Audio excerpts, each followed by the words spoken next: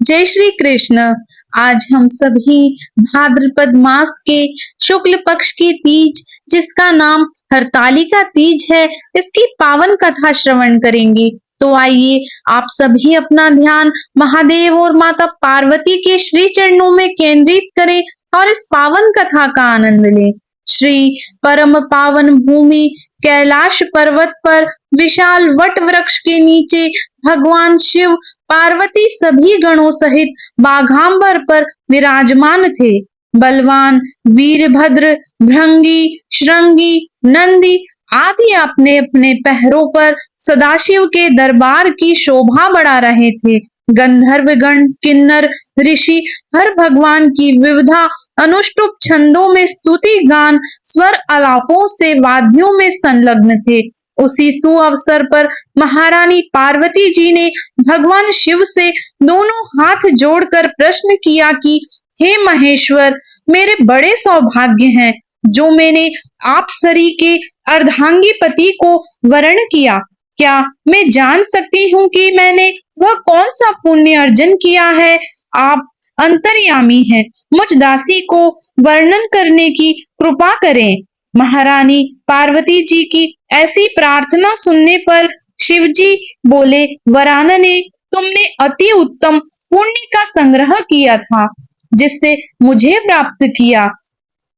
वह अति गुप्त व्रत है, मैं तुम पर प्रकट करता हूँ। यह व्रत भाद्रपद मास की शुक्ल पक्ष की तीज को किया जाता है, जो हरतालिका व्रत के नाम से प्रसिद्ध है। जैसे तारागणों में चंद्रमा, नवग्रहों में सूर्य, वर्णों में ब्राह्मण, नदियों में गंगा, देवों में इंद्र, पुराणों में महाभारत, वेदों में साम, इंद्रियों में मन, वैसे सब व्रतों में यह व्रत श्रेष्ठ है। जो हरतालिका तीज हस्त नक्षत्र युक्त पड़े, वह और भी महान पुण्यदायक होती है।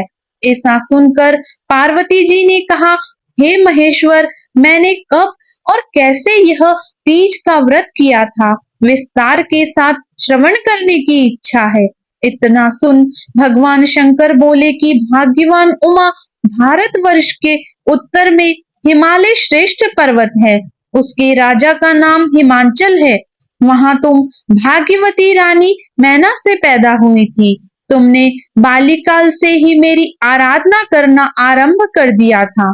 कुछ उम्र बढ़ने पर तुमने हिमालय की दुर्गम गुफाओं में जाकर सहेली सहित मुझे पाने हेतु तप आरंभ किया। तुमने ग्रीष्म ऋतु में बाहर चट्टानों पर आसन लगाकर तप किया, वर्षा ऋतु में बाहर पानी में तप किया, हिम ऋतु में बाहर खड़े होकर मेरे ध्यान में संलग्न रही। इस प्रकार 6 ऋतुओं में तपस्या करने पर भी जब मेरे दर्शन न मिले, तब तुमने उधर्वमुख होकर केवल वायु सेवन किया। फिर वृक्षों के सूखे पत्ते खाकर इस शरीर को क्षीण किया। ऐसी तपस्या में लीन देखकर महाराज हिमांचल व्याकुल हुए और तुम्हारे विवाह हेतु चिंता करने लगे। इसी सुअवसर पर देवर्षि नारद जी उपस्थित हुए।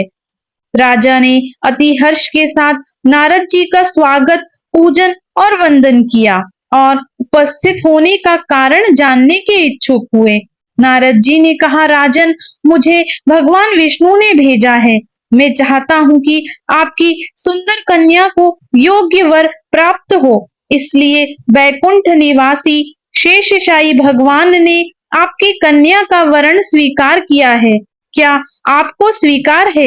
राजा हिमांचल ने कहा, महाराज, मेरा सौभाग्य है जो मेरी कन्या को विष्णु जी ने स्वीकार किया और मैं अवश्य ही उन्हें अपनी कन्या उमा का कन्यादान करूंगा।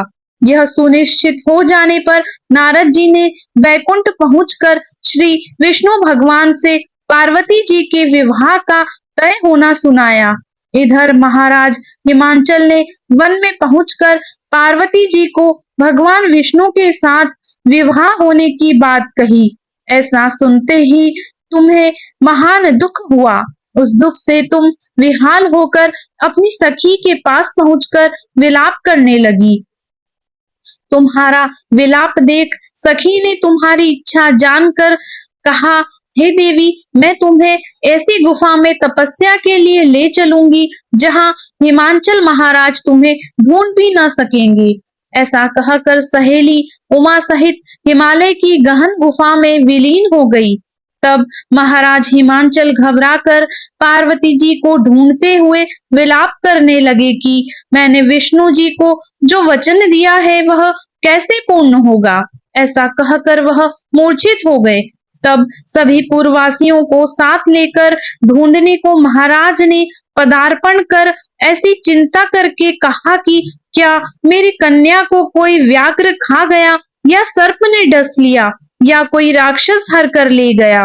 उस समय तुम अपनी सहेली के साथ ही गहन गुफा में पहुंचकर बिना जन अन्न के मेरे व्रत को आरंभ करके नदी की बालू का लिंग स्थापित कर विविध वन पुष्प फलों से पूजन करने लगी। उसी दिन भाद्रपद मास की तृतीया शुक्ल पक्ष हस्त नक्षत्र युक्त प्राप्त थी। तुम्हारे द्वारा की गई मेरी पूजा के फलस्वरूप से मेरा सिंहासन हिल उठा, तो मैंने तुम्हें दर्शन दिया और तुमसे कहा, देवी, मैं तुम्हारे व्रत और पूजन से अति प्रसन्न हूँ। तुम अपनी कामना का मुझसे वर्णन करो। इतना सुन तुमने लज्जित भाव से प्रार्थना की। आप अंतर्यामी हैं, मेरे मन के भाव आपसे छुपे नहीं हैं। आपको पति रूप में चाहती हूँ। इतना सुनकर मैं तुम्हें एवमस्तु इच्छित पूर्ण वरदान देकर अंतर्ध्यान हो गया। इसके बाद तुम्हारे पिता हिमांचल मंत्रियों सहित ढूंढते ढूंढते नदी तट पर मारे शोक के मूर्छित होकर गिर पड़े। उसी समय तुम अपनी सहेली के साथ मेरी बालू की मूर्ति विसर्जन करने हेतु नदी तट पर पहुंची।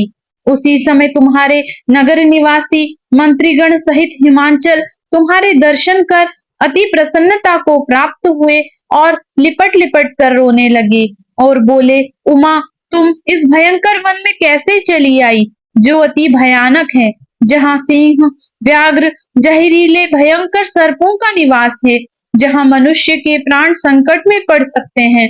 इसलिए हे पुत्री, इस भयंकर वन को त्याग कर अपने गृह को प्रस्थान करो।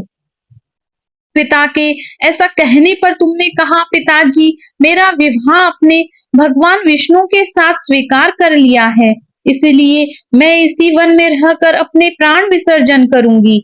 ऐसा सुनकर महाराज हिमांचल अति दुखी हुए और बोले, प्यारी पुत्री, तुम शोक मत करो। मैं तुम्हारा विवाह कदापि भगवान विष्णु के साथ नहीं करूंगा और तुम्हारा अभिष्ट वर जो तुम्हें प्राप्त है उन्हीं सदाशिव के साथ तुम्हारा विवाह करूंगा। पुत्री, तुम मेरे पर अति प्रसन्न हो। तब तुम सहेली के साथ नगर में उपस्थित होकर अपनी माता और सहेलियों से मिली। कुछ समय बाद शुभ मुहूर्त में तुम्हारा विवाह वेद विधि के साथ महाराज हिमांचल व महारानी मेना ने मेरे साथ करके पुण्य का अर्जन किया। हे सौभाग्यशालिनी, जिस तरह सहेली द्वारा तुमको हरण कर हिमालय की गुफा में रखा और तुमने मेरा तीज का व्रत किया, इसी से इस व्रत का नाम हरतालिका पड़ा और यह व्रत सभी व्रतों का व्रतराज हुआ। इस पर माता पार्वती ने कहा, प्रभु, आपसे मेरे मिलने की सुखद कथा सुनकर मुझे प्रसन्न तो किया है, पर इस व्रत के करने का क्या विधान व फल क्या है मुझे नहीं सुनाया, इसलिए कृपा करके मुझे इसके करने की विधि व पृथक पृथक फल भी सुनाइए। इतना सुन के भगवान शिव ने कहा, प्रिय, मैं इस व्रतराज का संविधान फल सुना रहा हूँ। यह व्रत सौभाग्यवती नारी व पति चाहने वाली कन्याओं को करना चाहिए। यह व्रत भाद्रपद के शुक्ल पक्ष की द्वितीया के शाम को आरंभ कर तीज का व्रत धारण करे। यह व्रत निराहार, बिना फल आहार और निर्जल रहकर करना चाहिए। भगवान शिव पार्वती की प्रतिमा की स्थापित करके, केले, पुष्प आदि के खंबे स्थापित करके, रेशमी वस्त्र के चंदोवा तान कर, बंधनवार लगाकर शिव का बालू का लिंग स्थापित करके पूजन, वैदिक मंत्र, स्तुति, गान, वाद्य, भैरी, शंख, मृदंग, झांझर आदि से रात्रि जागरण करना चाहिए।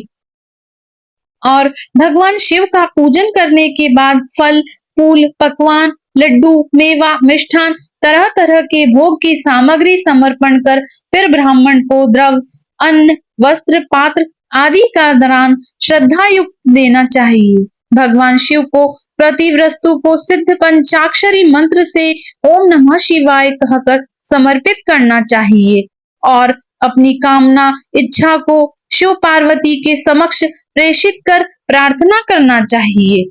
प्रार्थना के बाद पुष्पों को दोनों हाथों में लेकर पुष्पांजलि समर्पित करें।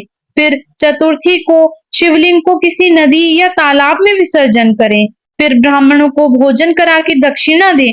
इस प्रकार यह व्रत पूर्ण करने से नारी सौभाग्यवती होती है और धन व पुत्र पौत्रों से सुखी जीवन व्यतीत करती हैं। कन्याओं को व्रत करने से कुलीन, विद्वान, धनवान वर प्राप्त होने का सौभाग्य प्राप्त होता है। हे देवी, जो सौभाग्यवती नारी इस व्रत को नहीं धारण करती, वह बार बार वैधव्य व पुत्र शोक को प्राप्त होती है। जो नारी तृतीया के दिन व्रत रखकर चोरी से अन्न खाती है, वह शूकरी का जन्म पाती है। जो फल खाती है, वह बंदरिया की योनि प्राप्त करती है। जो जल पीती है, वह जोंक का जन्म लेती है। जो दूध पीती है, वह सर्पणी का जन्म ग्रहण करती है। जो नारी मांस खाती है, वह बाघिनी होती है। जो दही खाती है, वह बिल्ली का जन्म पाती है। जो मिठाई खाती है, वह चींटी के जन्म को धारण करती है। जो सब चीजें खाती है, मक्खी का जन्म लेती है। जो उस दिन सोती है, वह अजगरी योनि को प्राप्त करती है। हे उमा, जो इस व्रत को श्रद्धा विधि से धारण करती है, वह मुझसा पति प्राप्त करती है। वह दूसरे जन्म में तुम्हारे समान स्वरूपवान होकर के इस संसार में उत्तम उत्तम सुख भोग को प्राप्त होती है। इस व्रत के करने के बाद नारियां शिवलोकवासी होती है। बोलिए उमापति महादेव की जय, शंकर भगवान की जय, माता पार्वती की जय। श्री हरतालिका व्रत कथा समाप्त।